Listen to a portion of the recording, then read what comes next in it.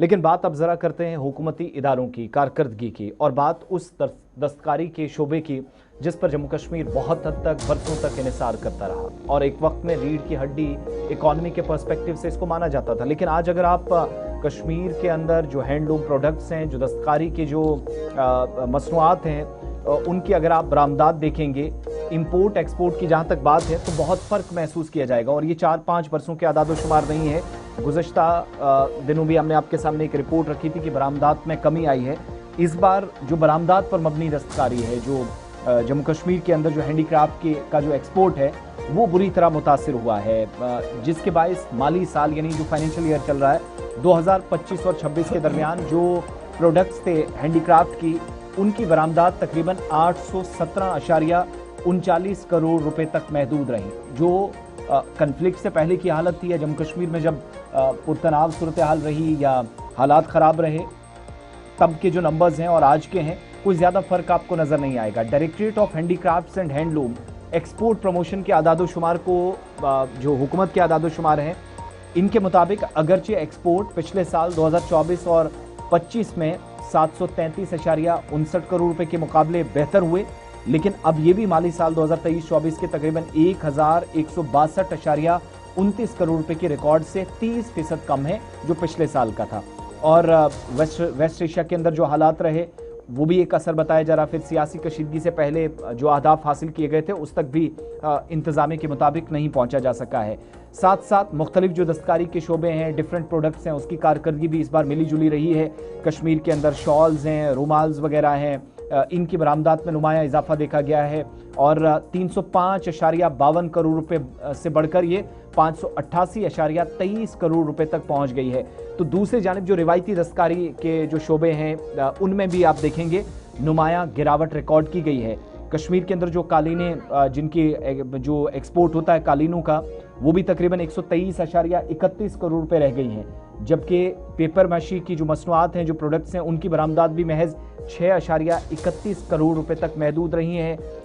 इसके अलावा जो नक्श नगारी का काम होता है, वुड कार्विंग जिसको आप कहते हैं, उसका शोबा भी बुरी तरह मुतासिर हुआ, और बरामदात या जो इम्पोर्ट्स हैं वो घटकर तकरीबन 0.38 करोड़ तक पहुंच गई हैं। इमरान नाइकू गुलिस्तान न्यूज़ नुमाइंदा श्रीनगर से हमें ज्वाइन कर रहे हैं। इमरान, बहुत शुक्रिया ज्वाइन करने के लिए। खित्ते के अंदर एक अहम तरीन, ये हमेशा से मिसाल दी जाती थी कि फूड इंडस्ट्री की तरह, फ्रूट इंडस्ट्री की तरह, इकॉनमी के पर्सपेक्टिव से जम्मू कश्मीर में माली तौर पर काफ़ी तक़वियत बख्शने का काम हैंडीक्राफ्ट का शोबा भी करता है। लेकिन ये जो गिरावट दर्ज की गई हैं, ये जो नंबर्स हैं, आदादोशुमार, ये क्या रुझान है, ये किस तरफ इशारा कर रहे हैं, और इसकी बुनियादी वजूहात क्या सिर्फ ये जो मिडल ईस्ट के हालिया क्राइसिस हैं, या कुछ और वजूहात भी इंपोर्ट और एक्सपोर्ट का जो बिजनेस है उस हवाले से बताए जा रहे हैं? शुक्रिया आसिफ साहब। देखिए, जहां तक इस रिपोर्ट का ताल्लुक है, ओवरऑल जो हमारा जो हैंडीक्राफ्ट सेक्टर है या हमारा हैंडलूम सेक्टर है, इसको आज के डेट में हम दो तरीकों से देखते हैं। एक ये कि जो मशरिकी वस्ता में जारी कशीदगी है, उसका असर सिर्फ कश्मीर में ही नहीं, बल्कि अगर आप पूरे दुनिया पर देखेंगे, खासकर हमारे इस खिते को देखेंगे, तो सारे शोबा जात जो है वो कहीं ना कहीं मुतासिर हुआ है। इसमें कोई ऐसा सेक्टर आपको नजर नहीं आएगा जिसको हिट ना किया हो अमेरिका, ईरान और इसराइल की जारी जंग ने। लेकिन जाहिर सी बात है, जैसे आपने भी कहा कि हैंडीक्राफ्ट सेक्टर जो है हमारी इकोनॉमी की, हमारी मईशत की रीढ़ की हड्डी माना जाता है, और हजारों लोग इसके साथ डायरेक्टली इनडायरेक्टली वाबस्ता है। और आज की डेट में जहां हम देख रहे हैं कि इस गिरावट की वजूहात ये बताई जा रही है कि जो रेट्स जो है वो बढ़ चुकी है, रास्ता बंद हुआ है, हर तरह से जो टैरिफ्स है वो कहीं ना कहीं बढ़ा दिए गए, जिसकी वजह से मार्केट जो है वो खत्म हुई। और ये तो एक फैक्टर है। समहाउ हम समझते हैं कि शायद इस एक्सक्यूज को हम मान भी सकते हैं, क्योंकि आलमी सतह के जो हालात है वो हमारे पास आया है। और जो दूसरा फैक्टर मैं जाती तौर पर इसको समझता हूं, और जो हम आर्टिजन से बात करते हैं, इस सेक्टर से वाबस्ता लोगों से बात करते हैं, ये सेक्टर पहली बार नहीं हम देख रहे हैं कि ये डिक्लाइन की तरफ है।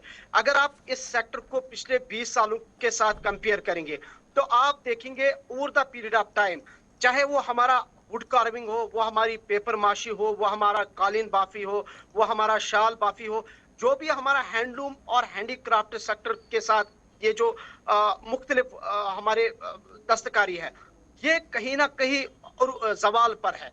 और आप अच्छा, देखिए सबसे ये तो इम्पोर्टेंट एक है कि ये पॉलिसी है, लेकिन ये जो खबर आ रही है कि गल्फ के अंदर, अरब दुनिया के अंदर जो लड़ाई चली है, जो कॉन्फ्लिक्ट हुआ है, उसका सबसे वर्स्ट इफेक्ट जो है वो इन दिनों जम्मू और श्रीनगर के अंदर देखने को मिला है इस सेक्टर पर।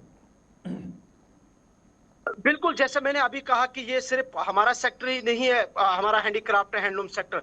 आप किसी भी शोबे को देखेंगे, रिसेंटली आपने देखा होगा कि यहाँ पे जो हमारा जो हेल्थ सेक्टर है, उसमें ये कहा गया है कि हमारी जो रेट्स है उसको बढ़ा दी गई है, क्योंकि बाहर जो हमारी जो मशीनरी है, मेडिकल इक्विपमेंट्स, उनमें जो कीमतें हैं वो बढ़ गई है। लेकिन जहां तक इस रिपोर्ट का ताल्लुक है, एक तो इसमें अब इस वक्त ये भी डिमांड की जा रही है, वो चाहे Kashmir chamber of commerce and industries हो, या जो हमारे वो लोग हैं जो इस क्राफ्ट के साथ आर्टिजन्स हो, या फिर इनके जो मालिकान हैं, उनका भी ये मानना है कि सरकार एक वे आउट इसके लिए निकाले। ठीक एक है ये जी। कि किस तरीके से हम अपने इस हैंडीक्राफ्ट को बाहर की वर्ल्ड की मंडियों तक ले जाए। चलिए, दूसरा इंपॉर्टेंट इसमें बहुत यह है कि शुक्रिया जी इमरान भारत हमारे साथ ज्वाइन करने के लिए। फिलहाल बड़ी खबर ये कि वेस्ट एशिया के अंदर मौजूदा तनाव के बीच जो हमारा एक्सपोर्ट है वो मुसलसल गिर रहा है। आर्टिजन अपनी तरीके से परेशान है, तजारत याफ्ता लोग जो इसके साथ जुड़ते हैं, जो एक्सपोर्ट करवाते हैं, वो अपनी तरीके से परेशान है। लेकिन आलमी मंदी का असर इस वक्त वादी कश्मीर और जम्मू कश्मीर के मुख्तलिफ सेक्टर्स पर पड़ता हुआ नजर आ रहा है।